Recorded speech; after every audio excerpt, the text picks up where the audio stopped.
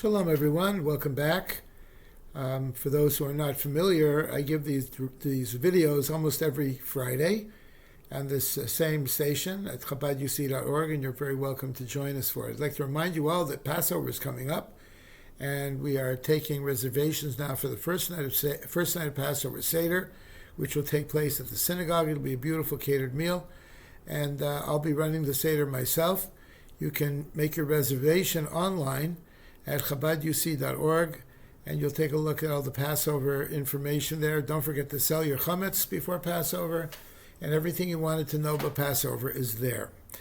This week's Torah portion is a double portion, V'yakel Pekudei, and it starts off talking about the mitzvah of Shabbos, and then it goes on to describe the building of the Mishkan, the portable tabernacle or temple that the Jewish people built and carried with them throughout the 40 years of the desert wandering. Many people ask, where do the laws of Shabbos come from anyhow? Are they arbitrary? Did God just take them out of his divine hat and tell us what we can do and what we can't do? Or is there some method to God's madness, so to speak? The answer really is that there is very much a method to the laws of Shabbos. We learned the laws of Shabbos, the 39 prohibitions of Shabbos, from the building of the temple, the tabernacle. 39 different types of activities that went into the construction of the tabernacle, some of them dealing with animals and preparation of animal hides, to writing and erasing, to building, to slaughtering animals for sacrifice, and so on and so forth.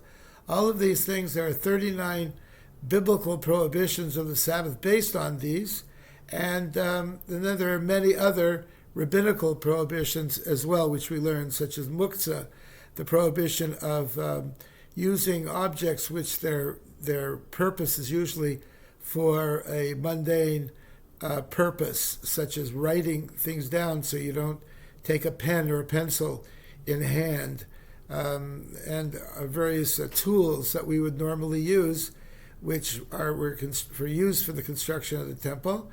And these things themselves, taking them, are prohibited as well. So there are many laws dealing with Shabbos, and a Jewish person is supposed to learn these laws throughout their lifetime. You don't just learn them and do them and that's it, but there are many complex laws that we can study and understand. What's the idea of the connection between Shabbos and the Mishkan? So first of all, let's take a look at the Mishkan. The Mishkan was a tabernacle, a temple in the desert, where God dwelt within that. As the Torah says, Asu li mikdas, build for me a sanctuary, v'shachanti b'sochem, and I will dwell in them. I will dwell in every single Jew. In the temple, it was a special place where God dwelt more than any other place, similar to a synagogue today, where you can pray wherever you want, but to come to a synagogue, it's a very special place where we believe God dwells there more than any other place. And Shabbos is actually a Mishkan in time. Shabbos is a sanctuary in time. God is certainly involved in every day of the week. Throughout the week, godliness can be perceived and understood and related to, but on Shabbos there is a special holiness, a special godliness pervades that special day from Friday evening until Saturday night, more than any other more than any other time in the entire week.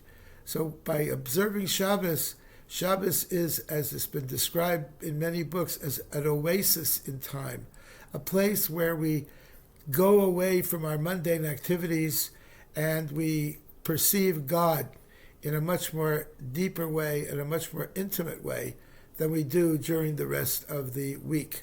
On Shabbos, we leave our mundane activities, our work, our money, our car, even our computer and our cell phones.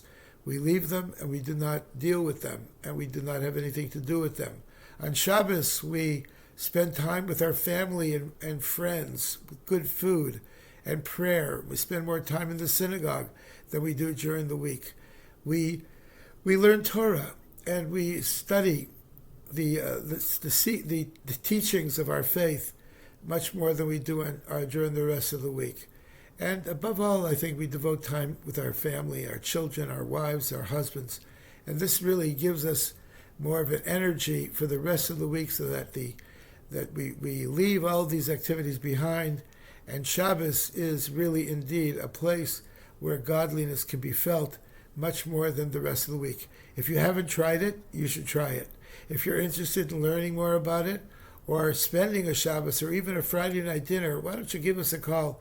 Call any of your Chabad centers. You can call us, ChabadUC.org, or call us on our phone number, 858-455-1670. We'd love to have you for a Friday night dinner, a Shabbos dinner. Be our pleasure. And again, make your reservations for the Seder. It's going to be a beautiful Seder this year.